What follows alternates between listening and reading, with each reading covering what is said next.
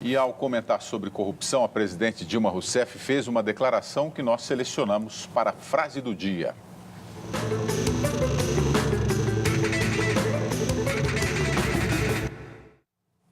Está na tela ali, a corrupção não nasceu hoje, a corrupção é uma senhora bastante idosa desse país e não poupa ninguém. Dilma Rousseff, presidente da República, Vila.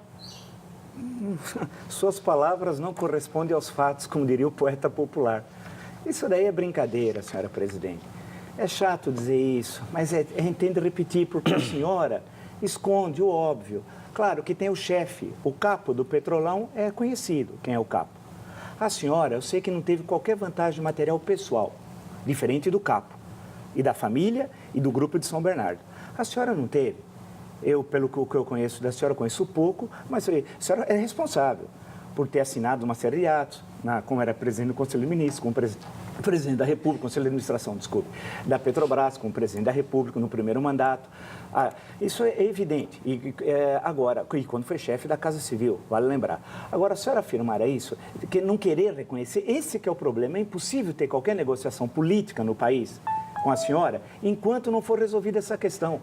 Ou seja, a senhora tende a assumir que um crime foi cometido, que é o crime do Petrolão. A senhora pode fazer o que o Lula fez. Lembra aquela entrevista que ele deu na França, no auge do Mensalão, com aquela jornalista brasileira que ninguém sabe quem era, sumiu, né? Mas ele naquele momento reconheceu, depois voltou atrás, mas não interessa, né? Ele tem por princípio, não tem princípio.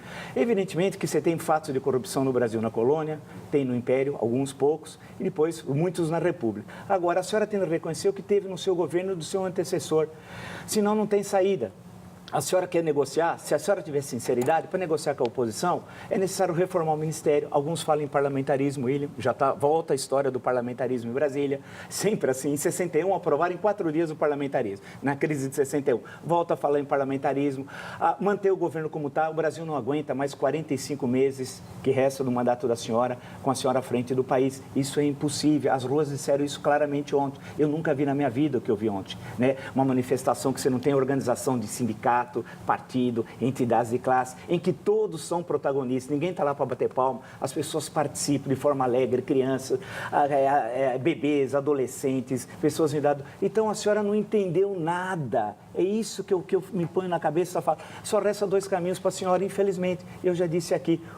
Se for comprovado tudo o que se sabe, é o impeachment, senhora, que está lá na Constituição. Tem uma lei de 1950 e aplica-se a senhora, sim. Né? E o outro, que eu gostaria que a senhora, na hora que a crise se agravar, e vai se agravar, a crise econômica, a crise política, não precisa ser pitonisa, né? A senhora pode renunciar, que seria um ato de grandeza. A senhora sabe que não tem condições, na atual conjuntura, e a senhora não aceita que errou, de se manter à frente da presidência da República. Infelizmente, eu não falo isso com prazer, não, mas isso é uma constatação, não é argumento, é fato. Ayrton Soares, a frase da presidente. Eu acho que ela usou só uma expressão que não devia usar. Senhora idosa. Porque a senhora idosa não identifica a senhora corrupta. A senhora idosa significa respeito a uma pessoa idosa. Acho que foi um equívoco. Agora, ela quis dizer, na minha opinião, de que a corrupção não começou agora. É uma coisa mais antiga. E eu acho que até agora a imprensa e até os políticos, ninguém atentou para um fato que eu já disse aqui. Essas articulações dessas empreiteiras só foram possíveis por quê? Porque foi feito um decreto, foi feita uma lei que possibilitou que a Petrobras contratasse sem licitação, com base na Lei 8666. Quem é que fez esse decreto? Quem são os autores disso? Isso vem logo depois da abertura do capital da Petrobras, ou seja, da possibilidade do setor privado participar da Petrobras. Quem é que possibilitou que pudesse haver esses arranjos que deu? Através desses arranjos, deu essa dimensão de corrupção. Maravilha! O diretor podia indicar uma empresa, não precisava participar de licitação, William. Não tinha que disputar com outros. E os empreiteiros estiveram envolvidos nisso como ninguém. Porque acertaram entre eles, fizeram o cartel e, a partir daí, políticos corruptos, diretores da Petrobras corruptos se beneficiaram e possibilitaram esse escândalo, que é uma coisa vergonhosa para todos nós brasileiros. Eu quero dizer que acho que a presidente da República, ela está até agora numa posição confortável.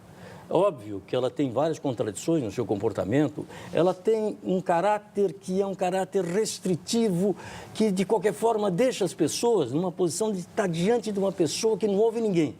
Eu ouço isso de muita gente que convive com ela, que ela chega para impor as posições, que ela não é dócil para um diálogo, para sugestões. Acho que essas características a presidente precisa mudar. Ela precisa abrir esse espaço. Se ela se acercar de assessores como esse, Miguel Rosseto, que dentro do PT tem uma posição mais à esquerda, eu acho que ele não vai muito longe. A TV Cultura não registrou aqui a fala do ministro José Eduardo. O ministro José Eduardo acolheu as manifestações, ouviu o que tinha que dizer e disse de que tem que haver o diálogo. Tem que se abrir o governo para isso, tem que ouvir a população. Isso, infelizmente, não foi registrado aqui, estou aproveitando para registrar agora. Só se falou aquela idiotice do Miguel Rosseto dizer que foi só oposição. Não, não foi só oposição que foi aqui, não.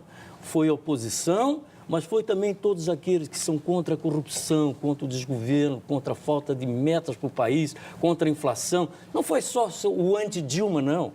Canalizou para lá toda a insatisfação popular. Eu acho até que os prudentes, como o Fernando Henrique Cardoso, como o Aloysio Nunes Ferreira, não falaram em impeachment em nenhum momento. O Aécio não falou em impeachment em nenhum momento. Ninguém de bom senso está falando em impeachment agora, porque ainda não vem condições para isso. Se, obviamente, houver um enquadramento da presidente em qualquer desses delitos que foram praticados, é obviamente que o processo de impeachment é inexorável. Mas falar agora em impeachment é desvirtuar a finalidade. E pouca coisa vi também nessas manifestações, embora não houvesse um líder, não houvesse um palanque, não houvesse discurso, foi mais a participação popular, de assegurar o processo democrático a qualquer preço. Isso que tem que ser as garantias democráticas. E eu vi hoje um comentário de uma jornalista na televisão, no rádio, dizendo, olha, eu não fui porque não queria ficar ao lado de pessoa que prega o golpe militar. E eu também não gostaria. Fui ver na manifestação qual era o potencial dessas pessoas. E era um muito pequeno potencial diante de magnitude. Okay. Aí só uma observação, porque você falou que não tinha a sonora do ministro, aí fica parecendo que a gente armou isso para não criticar. É porque a presidente Dilma já havia falado que tinha o diálogo. E o ministro que ele falou, na verdade, ontem foi isso, sobre o diálogo. Mas ninguém está censurando fala de ministro nenhum. Não. Só para deixar claro para o telespectador, fica parecendo que a gente censurou e não censuramos. É porque o ministro já havia falado o mesmo teor que a presidente Dilma falou hoje. Por isso que nós não colocamos o ministro. Vila, o Adílio de Campinas, aliás. Por que o historiador não aceita que a corrupção acontece há muito tempo? Não, Adílio, né? Isso. Adílio foi um grande meia do Flamengo também, na época do Zico. Adílio, olha, é evidentemente que nós temos histórias de corrupção na colônia, no Império, especialmente no Segundo Reinado, vale lembrar, dá para contar, que teve alguns casos, no início da República, aí foi no governo Deodoro um escândalo tal. Teve no governo Floriano e diminuiu no resto dos governos da República Velha. Quando o Estado cresceu, a partir de 1930, foi criado o Ministério da Educação, Educação e Saúde, que era um ministério só, o Ministério do Trabalho, foi crescendo a estrutura do Estado. Conforme o Estado foi crescendo os casos de corrupção e casos gravíssimos. Já nos anos 30, a questão do algodão, tem uma longa história. Você tem razão que a corrupção tem uma história pré-Lula. Estou falando Lula porque ele foi o presidente que antecedeu a presidente Dilma tal. Agora, é inegável. Não há como discutir. Os números estão aí. Por exemplo, esse senhor Renato Duque, que vai ser, nós vamos tocar o nome desse senhor hoje aqui, ele estava com 20 milhões de euros numa conta na Suíça. Pô, não é possível. O Pedro Barroso, 97 milhões de dólares. E nós estamos só falando de algumas pessoas na Petrobras, sem falar do setor elétrico, sem falar da PAC, obras da Copa. Portanto, a Petrobras sequer, importante você ver, fechou o balanço do terceiro trimestre do ano passado. O balanço anual, evidentemente, não está fechado. Quer dizer, corrupção dessa magnitude, nessa escala, nunca foi vista. Como eu disse aqui, agora parece que virou voz corrente, o Petrolão é o maior escândalo da história da humanidade. Não há um desvio de recursos públicos. Por isso que o Brasil inteiro, nós falamos de São Paulo, mas é importante lembrar todas as capitais do Brasil, muita gente me escreveu, mostrar as cidades do interior do Brasil. No caso de São Paulo, um fenômeno que ocorreu, por exemplo, nas cidades do interior, citar Ribeirão Preto, não há na história do Brasil, não há, ao mesmo tempo, no mesmo dia, uma manifestação dessa magnitude. E a Santíssima Trindade, na Avenida Paulista, ela se materializou, que era a questão da corrupção, fora PT e fora Dilma. Evidente, era essa a questão colocada, as questões centrais. Ou seja, as pessoas não aguentam mais. E era uma coisa bonita que havia a indignação e, ao mesmo tempo, a alegria. Isso que foi uma coisa linda. Não nos roubaram a alegria e não vão nos roubar.